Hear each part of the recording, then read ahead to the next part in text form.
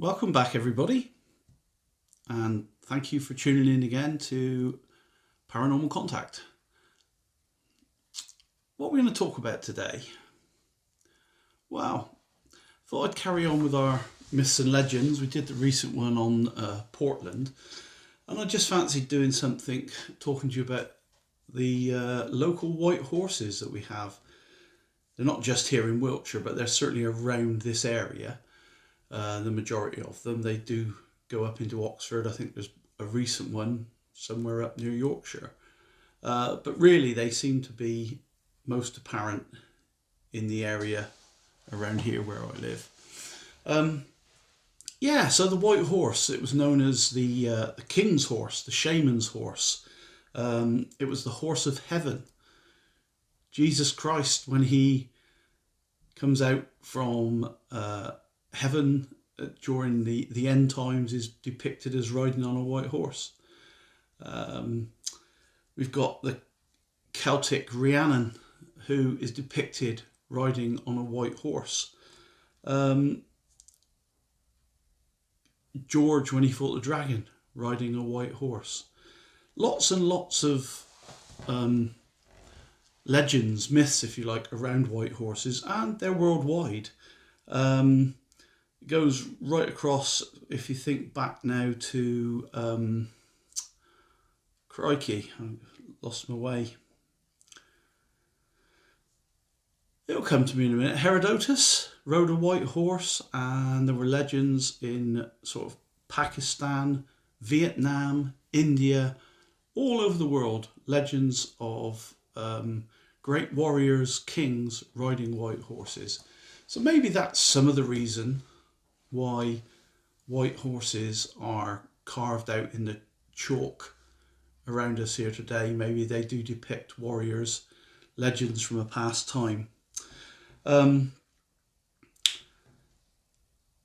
main one I wanted to talk about is the oldest one, which is Uffington White Horse. So you'd probably be surprised. Uffington White Horse was thought to have been carved around 1380 to 550 BC during the last Bronze Age or the early Iron Age. The other horses around here, so we've got Cheryl White Horse, 1780, fairly recent. Westbury White Horse, originally in the 1600s, and then later 1778 it was updated. Alton Barnes, which is just down the road from me, as late as 1812. Osmington White Horse, which is down in Dorset, 1808, 1802, 1808, I'm not sure which date that was. Now, it's interesting because maybe there were previous versions of white horses in those areas, I don't know, and it's a memory perhaps that people have had, that there was a white horse carved on the hill. But yeah, really, it's quite a modern phenomenon when you look at that, apart from the one in Uffington. And that's the one I wanted to look at some of the myths and legends around that today. So lots of folklore around that white horse. The first thing is that the horse is said to come down to eat and drink. So it's also said to have an invisible mare, an invisible foal with it as well. And it's said that at night the horse and the foal come down to the area on the slope down below the hill that's known as the manger, and they eat down there in the manger, and then later on they move across to the nearby Woolston Wells, which are not that far away, and those wells were supposedly formed from the hoofprint of the horse.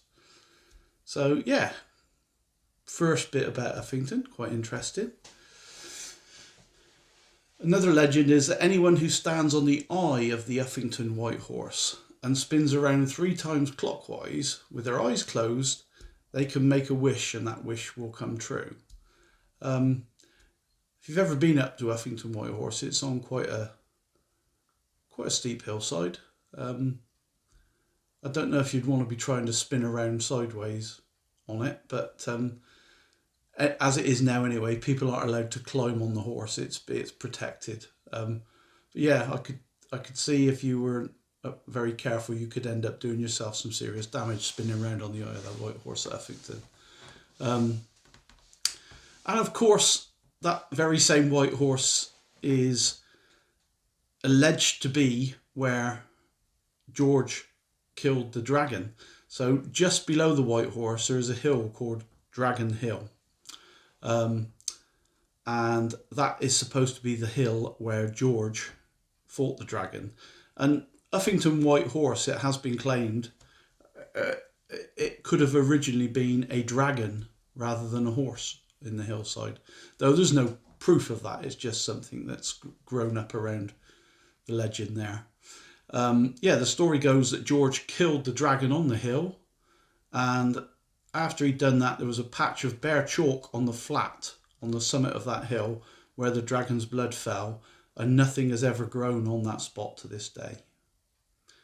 Nothing much grows on chalk anyway, but it's interesting there is actually a little flat spot there with nothing at all growing on it.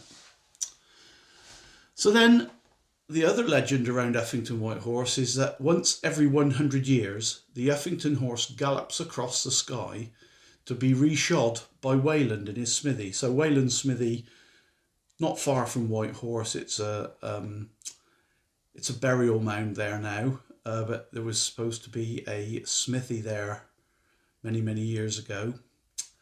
And yeah, the White Horse supposedly travels across the sky there to be reshod once every 100 years. Rumour has it that the last time this actually was known to happen was 1920. I couldn't find any records of it happening in 1920. And I guess 100 years from 1920 would have been 2020. So maybe there was an occurrence not that long ago. But again, no record of it. So nobody seemed to see it this time. Then, of course, moving on, we've got the connections with Uffington White Horse and King Arthur. So there are many stories that King Arthur is not actually dead, but he's just sleeping, and he's going to awaken one day when England is in peril and in need of him. Legend says that when King Arthur awakens, Uffington White Horse will rise up and it will dance on nearby Dragon Hill. That'd be something to see, wouldn't it? Yeah, so I guess it's quite interesting when you look at the history of the white horses. You can understand if you ever seen a really beautiful, proud white horse, why people would want to carve something like that into the hillside. And obviously the chalk gives itself to being a white horse. It's glaringly bright.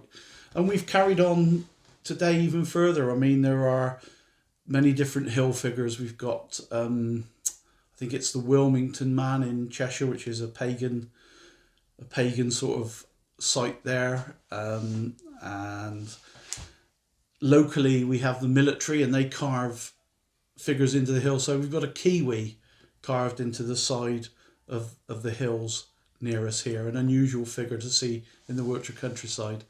So yeah, it must be something about the fact that, you know, the hills lend themselves to just doing this, going up there, carving a great big figure out onto the side of the hill, because people can see it from miles around. Interesting.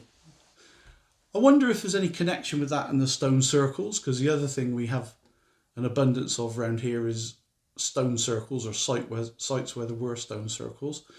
Could be some sort of a connection. And just one more little legend. This one's not connected to Uffington, but I like this one because it's at a place not far from here called Hackpen Hill. So if you've ever heard the expression as different as chalk and cheese, this is believed to refer to the land divided by Hackpen Hill. So if you look at Hackpen Hill, it's basically a boundary hill, that hill. On the southern side of the hill are the Chalk Downs. And on the north side, you've got the land turns more clayey. So if you look at that, the clay lands would have been used for cattle, and the product that would have been made from the milk from the cattle would have been cheese. And this is said to be where the legend or the saying came from, that the two areas are as different as chalk and cheese. Hope you've enjoyed this little chat about white horses, specifically Uffington White Horse. I just think that being the oldest one, it's the most interesting one, and it seems to have the most legends around it. They're a part of the Wiltshire folklore now. When we see the white horses, I always think of my home county, Wiltshire.